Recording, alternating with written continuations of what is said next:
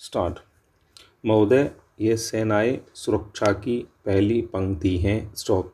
इन्हें ही हमले का सामना करना पड़ता है। स्टॉप। ये कैसे बनी रही हैं? स्टॉप। इनका आधार क्या होता है? स्टॉप। जैसे जैसे थल सेना, नौसेना और वायुसेना ज़्यादा से ज़्यादा तकनीकी होती जाती हैं, वैसे वैसे देश का औद्योगिक और प्रौद्योगिक आधार महत्वपूर्ण होता जाता है। स्टॉप।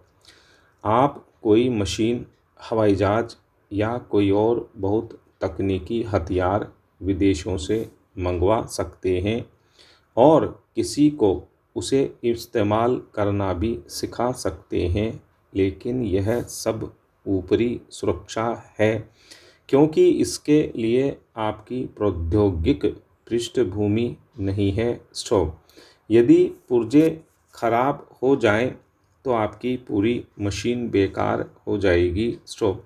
आपने जिससे मशीन खरीदी थी, अगर वह पुर्जे देने से इनकार कर दे, तब भी यह बेकार हो जाएगी और आज़ाद होने के बावजूद भी आप दूसरों पर निर्भर रहेंगे। स्टॉप।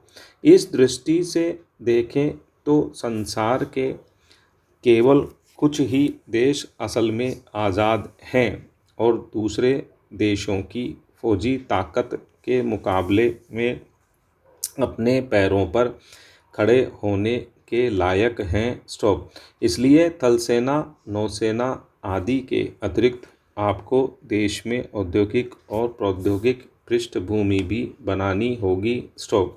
देश की अर्थव्यवस्था इस सब में सहायता करती है। स्टॉप। यदि किसी देश की अर्थव्यवस्था मजबूत न हो तो वह देश कमज़ोर पड़ जाता है। स्टॉप।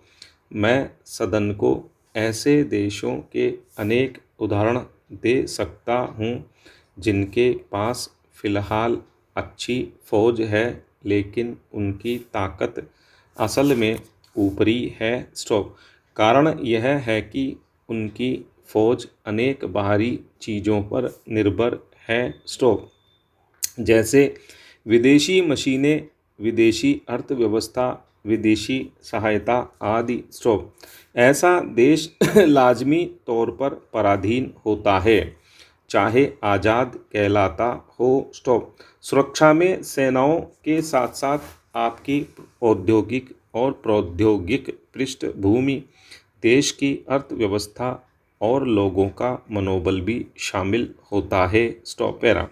यदि हम दुनिया के देशों पर नज़र डालें तो फ़िलहाल केवल 2 देश ऐसे हैं जिन्हें सैनिक दृष्टि से पहली पंक्ति में रखा जा सकता है। स्टॉप। बीच की स्थिति में अनेक देश हैं। स्टॉप। इनमें हमारा स्थान कहाँ है? स्टॉप। हम टेक्नोलॉजी और उद्योग के क्षेत्र में पिछड़े हुए हैं, फिर भी जापान को छोड़कर एशिया के किसी भी देश के मुकाबले हमारे देश में उद्योग अधिक हैं। स्टॉप। मैं सोवियत संघ के क्षेत्रों को शामिल नहीं कर रहा हूँ और चीन की तुलना में भी जो काफ़ी तरक्की कर रहा है। मैं सोचता हूँ कि औद्योगिक दृष्टि से हम कई तरह से आगे हैं, भले ही सैनिक दृष्टि से आगे न हों। स्टॉप। उसके पास विशाल फौज है। स्टॉप। उनकी तुलना में हमारी फौज छोटी है, लेकिन मैं औद्योगिक विकास के बारे में बात कर रहा हूँ। स्टॉप। अन्य मामलों के बारे में नहीं। स्टॉप। इस तरह हम तथाकथित अल्प विकसित देश के वासी हैं, चाहे कुछ मामलों में अधिक उन्नत हों। स्टॉप। परमाणु ऊर्जा क्षेत्र में हम शायद दुनिया के आधे दर्जन देशों में हैं। स्टॉप। मुझे ठीक ठीक नहीं पता, इसलिए कहना मुश्किल है। स्टॉप। पैरा। महोदय, भारतीय स्त्रियों की स्थिति अन्य कारणों से कहीं अधिक दहेज प्रथा से प्रभावित हुई है। स्टॉप। दहेज के कारण जहां स्त्रियों की सामाजिक हीनता बढ़ी है, वहीं दूसरी ओर नवविवाहित स्त्रियां सताई भी जा रही हैं। स्टॉप। शिक्षित परिवारों में पुत्री के जन्म पर खुशी नहीं होती, बल्कि इसे दुर्भाग्य ही माना जाता है। स्टॉप। इससे स्त्रियों का सम्मान घटा है और भविष्य अंधकारमय हुआ है। स्टॉप। भारतीय मुस्लिम समुदाय में दहेज का प्रभाव तेजी से बढ़ता जा रहा है। स्टॉप। यहाँ तक कि शिक्षित और संपन्न मुस्लिम परिवारों में भी प्रतिष्ठा के प्रतीक के रूप में दहेज का प्रचलन अपनी जड़ें जमा रहा है। स्टॉप। इस संबंध में यह उल्लेखनीय है कि पवित्र कुरान में दहेज का कोई जिक्र नहीं मिलता है। स्टॉप।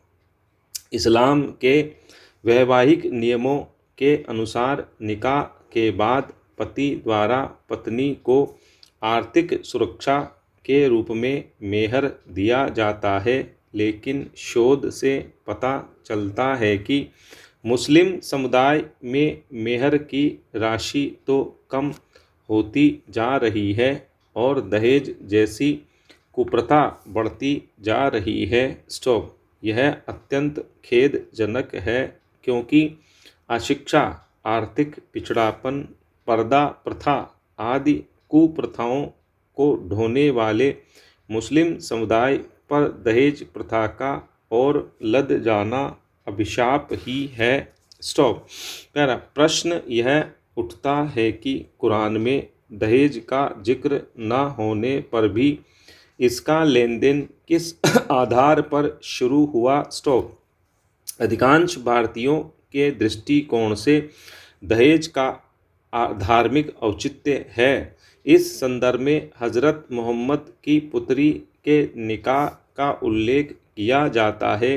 उनकी पुत्री हज़रत फ़ातिमा का जब हज़रत अली से निकाह हुआ तो विदाई के वक्त उन्होंने गृहस्थी जमाने के लिए दैनिक उपयोग की मिट्टी की कुछ वस्तुएं तथा खजूर की चटाई एक दूल्हा दुल्हन को दी थी। स्टॉप। ये केवल 6-7 वस्तुएं उस काल में जीवन निर्वाह के लिए आवश्यक थीं। स्टॉप। हज़रत फ़ातिमा के निकाह के समय मोहम्मद साहब द्वारा दी गई इन्हीं वस्तुओं को भारतीय मुस्लिम समुदाय दहेज कहता है और दहेज का लेन देन करना चाहता है, क्योंकि यह भी मान्यता है कि मोहम्मद साहब के कार्यों को दोहराने से व्यक्ति पुण्य का भागीदार बनता है। स्टॉप। परंतु वे लोग इस संबंध में यह नहीं समझते कि मोहम्मद साहब ने तात्कालिक समस्या को हल करने के लिए सामान दिया था, क्योंकि उनके दामाद विवाह के पूर्व उन्हीं के पास रहते थे। स्टॉप। अलग घर बसाने के लिए उनके पास कुछ भी नहीं था। स्टॉप। पैरा। इसके अतिरिक्त जब मुस्लिमों ने भारत में प्रवेश किया तो उन पर यहाँ की संस्कृति का प्रभाव पड़ा। स्टॉप। उन्होंने देखा कि यहाँ कन्या के विवाह के समय उसे काफ़ी दहेज दिया जाता है। स्टॉप। यहाँ की संस्कृति के कुछ अंशों को अपना लेने में उन्हें कोई हानि प्रतीत नहीं हुई। स्टॉप। इस प्रकार मुस्लिम समुदाय में दहेज प्रथा का प्रचलन भारतीय संस्कृति के प्रभाव से यही आरंभ हुआ। स्टॉप। मुस्लिमों ने यहाँ प्रचलित दहेज की तुलना भी हज़रत मोहम्मद द्वारा अपनी पुत्री के विवाह के समय कुछ सामान देने से की और उसे न तो गलत माना और न ही इस्लाम के विरुद्ध। स्टॉप। वे भी कुछ न कुछ वस्तुएं आवश्यक रूप से देने लगे। स्टॉप।